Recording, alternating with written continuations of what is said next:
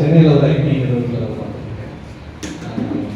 ஸ்கூலில் வந்து இந்த 1ஆவது வகுப்புலேருந்து 8ஆவது வகுப்பு வரைக்கும் நான் தான் படித்த போது நான் ரொம்ப அமைதியான பையன்.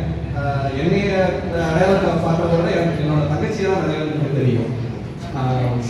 எல்லா டீச்சரையும் ஆல்மோஸ்ட் நான் படிச்சிருக்கேன். எஸ்பெஷலி எனக்கு ரொம்ப ஞாபகம் இருக்கிறது பார்த்தீங்கன்னா கடலட்சுமி டீச்சர், அப்புறம் செல்வி டீச்சர். ஏன்னா தினமும் காலையில் ஸ்கூலில் பார்ப்பேன், ஈவினிங் டியூஷனில் அவங்க வீட்டுக்கு போய் படிப்பேன். அதுக்கப்புறம் முக்கியமாக ரொம்ப ஞாபகம் இருக்குது, 7ஆவது வகுப்பு அவங்க நான் படித்தேன். அவர் இந்த காலை பிடிச்சி கிள்றது எல்லாருக்கும். ஆனால் அவர் கிளாஸ் வந்துட்டாலும் இருக்கிற இடம் தெரியாமல் அமைதியாக உட்காந்துருவோம். ஆனால் அவர் கிளம்பணும்னா போடுவோம் பாருங்க ஆட்டம். அதுக்கப்புறம் தாமோதரன் சார் வந்து கிரவுண்டுக்கு வந்து நின்றாருன்னா அந்த காரிடரில் கூட யாரும் நிற்க மாட்டோம், தெரிச்சு ஓடிடுவோம், உள்ள போயிடுவோம். ஸோ அந்த அளவுக்கு ஒரு பயமா இப்போ கூட பார்த்தாலுமே அவங்க பார்த்தா பயமாக தான் இருக்கு. எனக்கு வந்து 1ஆவதுலேருந்து 7 வரைக்கும் வந்து நான் வந்து அமைதியாக இருப்பேன். எப்படி படிக்கணும், எவ்வளோ அமைதியாக இருக்கணும்னு கற்றுக்கிட்டேன். ஆனால் 7, 8ல் வந்து எப்படி சேட்டை பண்ணலாங்கிறது எனக்கு நிறைய பசங்க சொல்லி கொடுத்தாங்க. எஸ்பெஷலி 7வது வகுப்புல வந்து வித்தியாசம் இருக்கும்போது அவங்க ஒரு பக்கம் அடித்தாலும் பக்கத்தில் அவ்வளோ சேட்டை பண்ணுவாங்க பசங்க. என்னென்னலாம் பண்ணுறாங்கிறத நான் கவனிச்சிருக்கேன். இப்படிலாம் கூட பசங்க பண்ணுவாங்கன்னு ரெண்டாவது கற்றுக்கிட்டேன். அதே மாதிரி 8வது வகுப்பு வந்து என் வாழ்க்கையில் மறக்கவே முடியாது. ஏன்னா வந்து விக்னேஷோட கிளாஸில் படித்தேன்.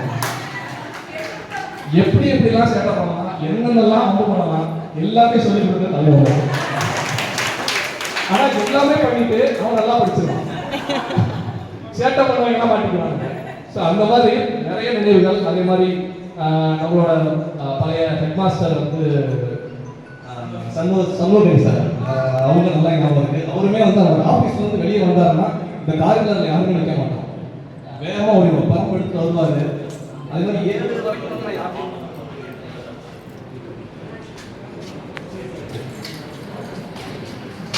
7வது வகுப்பு வரைக்கும் வந்து எனக்கு யார்ட்டையும் அடி வாங்கினது கிடையாது.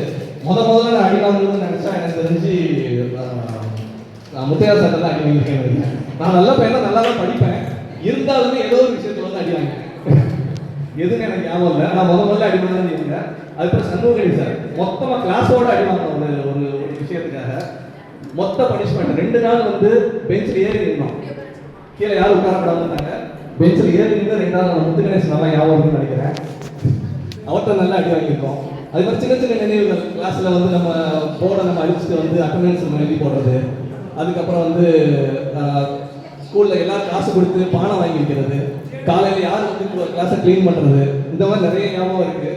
இப்போயும் கூட இந்த ஹாலில் நடந்து போனோம்னா என்னென்னலாம் பண்ணோம், எந்தெந்த கிளாஸ் இங்கே படித்தோம் எல்லாமே இன்னும் நல்லா ஞாபகம் வந்துட்டு இருக்கு எனக்கு. ஸோ அதனால் இந்த வாய்ப்பை அமைச்சு கொடுத்த நண்பர்கள் அனைவருக்கும் நன்றி.